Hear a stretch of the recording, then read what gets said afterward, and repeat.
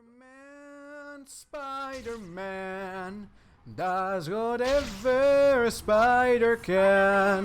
Spins a web any size, cuts his thieves just like flies. Look out!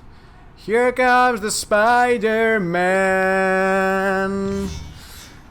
Sorry for my poor sounding voice, but I really wanted to sing that song. Welcome, by the way, to Spider-Man 2, back from 2004 with me, Andrew Fiesel.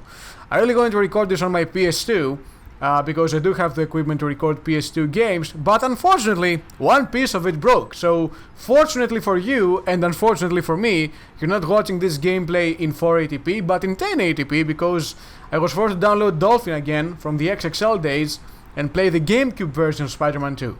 Anyways, welcome to No Way Toby, as the title of the video says. This is basically a love letter to Tobey Maguire's return to the big screen as Peter Parker / Spider-Man. Before we go any further, I'd like to dedicate this video to my good friend Bagon Speedwagon. Our feeling for Tobey Maguire's return to the big screen as Peter Parker is more than mutual. Now, we have to do something, and that something is get some time. Pizza time. It's pizza time! Let's go! Well, no one's around. I better change while I have a chance. Hey, Parker. I have pizzas waiting to be delivered to customers because you weren't here. Hurry and deliver these, and don't mess things up. No problem. You can count on me. Think I should make my first delivery over there. Okay, that was nice. I promise we won't have any more cutscenes apart from one more. Now, to the subject of the video. Why am I drawn so much to Tobey Maguire's Peter Parker / Spider-Man? We'll just call it Tobey Maguire's Spider-Man. I don't want to use both words, just too long. Have to be careful. That So, pizza will get rid of I'm drawn to it basically because, let's start from the beginning. My very first contact with Spider-Man as a hero, as a superhero if you will, was the 1994 animated Spider-Man series. Basically, those series introduced me to every single Marvel character that I know. It featured a ton of characters like Iron Man, Captain America and all that, but we're not going to go into too much detail. But it introduced me to a definitive version of Spider-Man. I always thought that the animated series version of Spider-Man was the best depiction I could have. The very best depiction. So back in 2007, like it is said in the beginning of the video, when I first saw a live-action version of Spider-Man, I was amazed by how realistic it looked. Oh, the cutscene. One sec. You actually turned out to be pretty good this time. Pizzas were delivered on time, and all my customers are happy. Make sure you keep this up, and maybe you'll get a bonus. If you're happy, I'm happy. Alright, we'll continue with this and continue skipping cutscenes. Now, as I was saying, I thought it was really realistic. Of course it wasn't, but I was just a kid, so you can't blame me. And the scene that really sold me to it was when Peter was taking off his black suit over at that church. It looked really similar to a scene from the animated series. Once I watched Spider-Man 3, I also started watching the prequel to Spider-Man 3, Spider-Man 2, Spider-Man 1. I was really drawn to it. The way he got his powers, the way he lost his powers in the second film, how nerdy or geeky, if you want, actually he was nerdy, he was in the first and second film. I really liked his portrayal. I thought it was really close to... I thought I had found the definitive equivalent to the animated series. Oh, Jesus Christ. You have to be kidding me. Anyways, I thought I had found the definitive equivalent to the animated series from 1994 in Tobey Maguire's face, because it was quite similar. Of course, other characters that was featured in Sam Raimi's trilogy, like J. Jonah Jameson or Harry Osborn or Mary Jane, really hit the mark for me, like a good place comparing to them to the animated series versions. Well, Mary Jane not so much, but in general they did. And I was really sold to it. hard to resist doing In particular, I was expecting a sequel. I was expecting Spider-Man 4 for quite some time. Once Spider-Man 3 was over, and I saw that there were like 3 films, I was like, oh, they have to make a 4th one. I have to start looking for a 4th one. And I was like, how old was I then? 13, 14? And I kept looking for videos on the internet, those early days of YouTube back in 2008 and 2009, for new trailers of Spider-Man 4. And I also like edited trailers like they make today that are not really... they weren't official, just trailers that were made from old footage stringed together by a really amateur editor like myself. And I was eagerly waiting for a villain like Carnage and the Lizard and all that, but it never happened. Toby simply never returned. All the world is mine.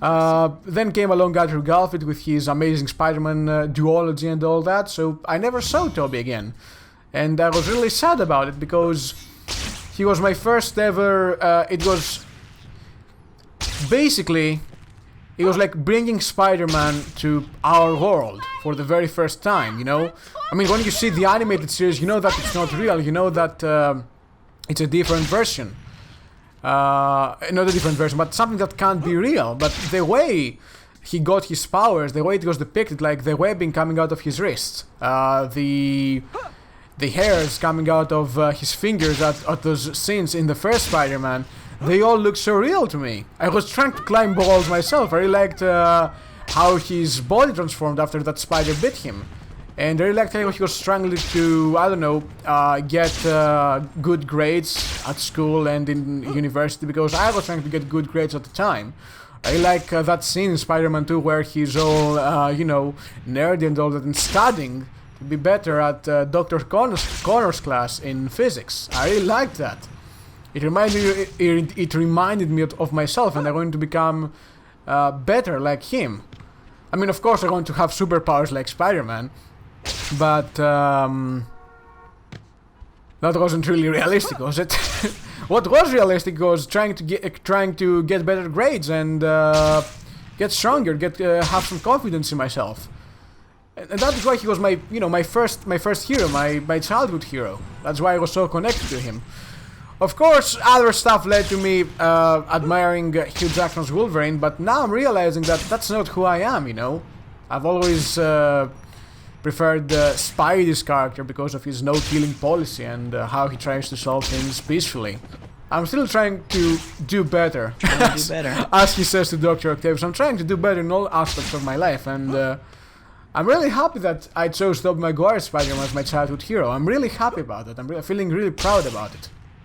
I don't know if I have... Oh, okay, that was my controller. I'm playing this game with my PS4 controller while treating my PC that it is a 360 controller, and then treating it again, thinking it is a keyboard, so that Dolphin can actually recognize the controls.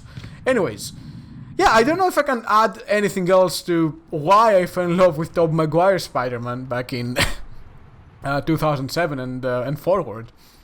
I just really wanted him to come back. It never happened. And when it finally happened, now, when I realized that I might actually see him again, I might actually see what happened to him after Spider-Man 3. What villains he fought and all that, I was ecstatic. I was looking at updates about it every single day until the film came out. I really wanted to see him again. And boy, was I happy when I saw him again. The way he was introduced, his portrayal of the character was unchanged in my eyes. The way he says, yes, Peter Parker, with that smile on his face and those calm and loving eyes. It was beautiful to see him again. You can hear my reaction. This was actually my reaction when I first saw him on the big screen. I didn't record the footage, of course. I found that on the internet somewhere. I'm not going to say where, but yeah. But I recorded my voice, and by the way, Bagon was standing next to me, along with KuraPXX and Kekter, but they didn't shout that much. But yeah, me and Bagon really shouted at that moment, and we were ecstatic. We had been waiting for his return for so long. And I was very, very happy with his performance. I mean, he seemed as if he really wanted to come back. He didn't... oh, can I do another mission? Okay, that's great. He didn't seem like he was just offered a bag of money to return and just, you know, looks like a good place to he simply tried to act. He really acted. He really tried to encompass the character we saw from over 14 years ago, and he did a really good job of it, I have to say. I mean, he didn't feel like he wasn't the character I knew from back then. Remember, pizza doesn't like He was the real deal. I can't stress how I felt. I can't really put into words how I felt when he says, "Yes, I'm Peter Parker." pizzas, Mr. Aziz. I was ecstatic. I liked how he didn't, from what I read, he didn't want to reveal too many aspects about what happened to his Spider-Man after Spider-Man 3. He wanted to keep those secret, and maybe he wants to do it more. He wants to, I don't know, return back for Spider-Man 4. Maybe he doesn't want to. Maybe he wants. I think he wants to. I think he wants to, judging by the fact that I delivered to win pizza. Judging by the fact that he didn't want to reveal too many details, he remained focused on the events of Spider-Man 3 and only did something about his relationship with the film's MJ. But in any case, I was really happy to see him again. I was really happy to see my childhood hero return, even if it goes for 30 minutes in another Spider-Man's film. But in any case, I'm glad he's back. I had to make this video about him, about his big return, because he's, as I've mentioned so many times, my childhood hero or superhero, and I'm really proud about that. I'm really proud to have him as my favorite superhero, or if you want to be more specific, as my favorite version of Spider-Man superhero. Now, one last thing that I'd like to mention is the scene. That scene in No Way Home where I was just amazed by by how it was portrayed. You know, there's a certain scene where Toby gives a certain look to someone. That look, it was so damn powerful. And right after that scene, something happened that made me skip a bit and swear inside the cinema, but hopefully nothing came out of it. But yeah, that scene was really incredible, and that look, it was really well portrayed by Toby yet again. By the way, this video is promoting, although it's not its main feature, but it is promoting the hashtag #MakeRaimi Spider-Man 4.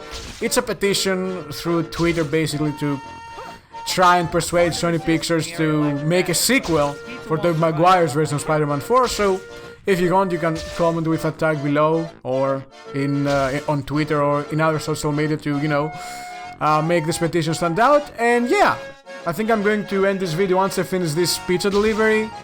Oh yeah, as for Spider-Man 3, by the way, I know that it's not the best film in the trilogy, and it's a bit weird for someone like me to sort of fall in love with the character because of it.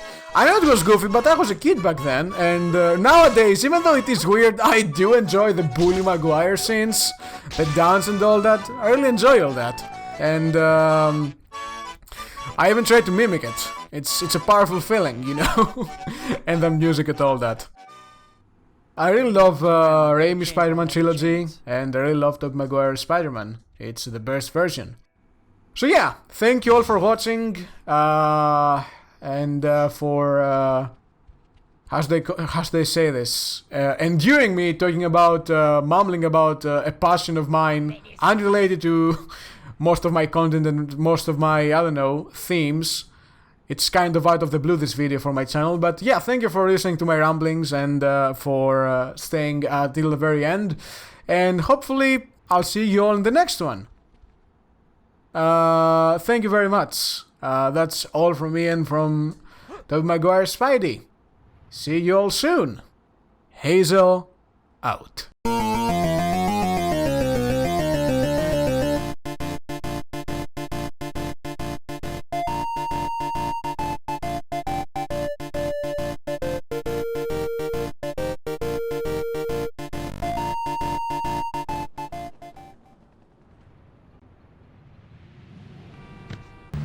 My back! Oh, my back!